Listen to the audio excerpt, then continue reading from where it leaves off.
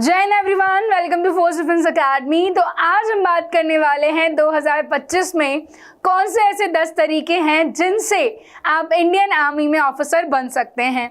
मैं आपको याद दिला दूं कि territorial army, technical entry scheme, technical graduate course, इनके फॉर्म्स की लिंक अभी भी ओपन है। अगर आपने वीडियो नहीं देखी है जो मैंने एलिजिबिलिटी और क्वालिफिकेशन पर बनाई हुई थी तो वो देख लो और फटाफट से अप्लाई कर दो अगर आप एलिजिबल हो, क्वालिफाइड हो तो। और बहुत जल्दी और भी नोटिफिकेशंस आने वाले हैं जिनमें एनडीए होगा, सीडीएस होगा, एफकेट होगा, एनसीसी एंट्री और ना जाने और कितने एग्जाम्स। तो 10 तरीके हैं जिनसे आप आर्मी में जा सकते हो। अब मैं आज आपको तरीके तो बता दूंगी पर आपको अपडेटेड रहना होगा कि कब कौन सा फॉर्म आने वाला है, ठीक है। तो आज हम जानेंगे क्या क्वालिफिकेशन है, क्या एज है, क्या आपकी एजुकेशनल रिक्वायरमेंट्स हैं, कौन सी एकेडमी में आप जा सकते हो, क्या ट्रेनिंग होने वाली है, एवरीथिंग। ये सब कुछ जानने के लिए आपको वीडियो को लास्ट तक देखना है। लास्ट की एंट्रीज भी बहुत इंपॉर्टेंट और बहुत ईजी हैं क्योंकि बहुत सारी तो ऐसी हैं जहाँ एग्जाम ही नहीं देना है, पता है। चलो शुरू करते हैं हम सबसे पहले एनडीए से, which is national defence academy. So national defence academy का जो एग्जाम होता है बच्चे, ये यूपीएससी कंडक्ट कराती है साल में 2 बारी, अप्रैल एंड सितंबर में एग्जाम होता है। अनमैरिड मेल कैंडिडेट्स अप्लाई कर सकते थे but after 2021 now female candidates can also apply for NDA. इसमें qualification 10+2 with physics and mathematics अगर आप नेवी और एयरफोर्स के लिए जाना चाहते हैं। अदरवाइज आर्मी के लिए किसी भी स्ट्रीम से आपकी 12th हो सकती है, नो इश्यूज। एज लिमिट 16.5 से 19.5 ईयर्स तक की। रिटन एग्जाम होगा जिसमें मैथ्स और जीएटी का एक पेपर होगा। जीएटी में आपका इंग्लिश प्लस जीके होता है। फिर इसके बाद आपका 5 दिन का एसएसबी इंटरव्यू, मेडिकल, फाइनली फिर आपकी मेरिट आती है। 3 साल की ट्रेनिंग होती है आपकी एनडीए पुणे, और जो भी स्ट्रीम आप चूज करते हैं उस हिसाब से फिर आपकी 1 साल की स्पेसिफिकल ट्रेनिंग होती है in Indian military academy, air force academy and Indian naval academy में। फर्दर सेकेंड एग्जाम आता है हमारा combined defence services which is CDS entry. CDS entry भी यूपीएससी कंडक्ट कराता है, ट्वाइस अ ईयर इसका एग्जाम होता है। अगेन अप्रैल और सितंबर एनडीए सीडीएस का एग्जाम सेम होता है, सेम डे पर होता है। अनमैरिड मेल एंड फीमेल दोनों ही जा सकते हैं बट मेल जो है वो IMA, OTA, INA, Indian air force academy सभी के लिए, पर यहाँ पर फीमेल सिर्फ ओटीए के लिए अप्लाई कर सकती हैं।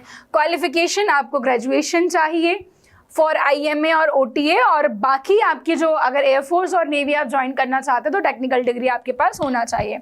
आईएमए के लिए जो एज लिमिट है it is 19 to 24, whereas OTA के लिए 19 to 25। रिटन एग्जामिनेशन होगा, एसएसबी होगा, मेडिकल एंड फिर ट्रेनिंग होगी।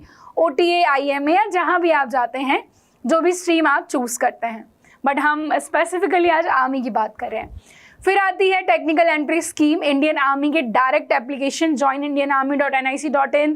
अभी भी लिंक खुली हुई है, फॉर्म भर देना भाई एलिजिबल हो तो। ट्वाइस अ ईयर सिर्फ अनमैरिड मेल कैंडिडेट्स जिन्होंने 12th किया है बट फिजिक्स एंड मैथ्स होना ज़रूरी है। साथ ही साथ में जेई मेंस में आपकी अपीयरेंस हो। अब एज लिमिट सेम एनडीए वाली होने वाली है, 16.5 से 19.5। जेई मेंस की रैंक के आधार पर शॉर्टलिस्टिंग होगी। कोई भी रिटन एग्जाम यहाँ पर कंडक्ट नहीं कराया जाएगा। डायरेक्ट एसएसबी, मेडिकल, मेरिट और फिर आपकी ट्रेनिंग। फिर आता है टीजीसी, टेक्निकल ग्रेजुएट कोर्स, अभी भी लिंक खुली हुई है, अप्लाई कर देना। Indian army direct application twice a year. Engineering graduates या फिर रनिंग ईयर के जो बच्चे हैं वो अप्लाई कर सकते हैं। BTech with minimum 50% marks.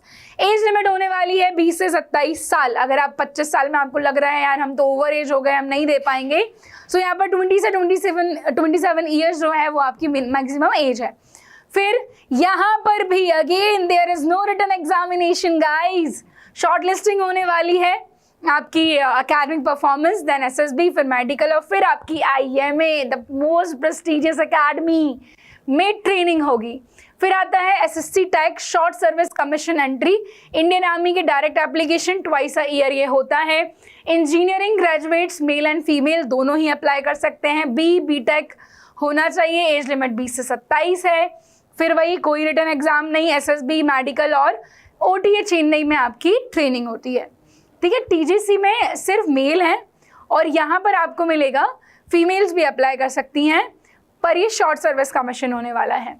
Army medical corps, military nursing service, MNS इसको बोलते हैं। तो इसकी जो examination conducting body, it is directorate general arm forces medical services. Eligibility medical graduates, MBBS की डिग्री, 20 से 30 साल की एज। सिलेक्शन प्रोसीजर रिटन होगा, एसएसबी होगा और मेडिकल एग्जामिनेशन होगा। इसमें एक और होता है मिलिट्री नर्सिंग सर्विस, जो इंडियन आर्मी डीजीएमएस कंडक्ट कराता है। फीमेल कैंडिडेट सिर्फ इसमें अप्लाई कर सकते हैं। बीएससी नर्सिंग की डिग्री, 17 से 25 years, test, interview, medical examination और फिर ट्रेनिंग।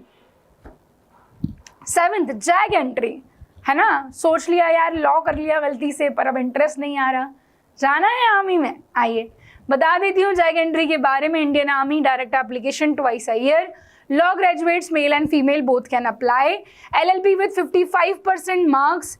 बार काउंसिल में रजिस्ट्रेशन, 21 से 27 साल की age. Direct SSB interviews, medical examination और ट्रेनिंग होगी ओटीए चेन्नई में। NCC special entry, Indian army की डायरेक्ट एंट्री है, ट्वाइस अ ईयर होती है। NCC C certificate holder male and female, graduation में 50%, एज इज 19 से 25, डायरेक्ट एसएसबी, मेडिकल और फिर ओटीए चेन्नई में ट्रेनिंग।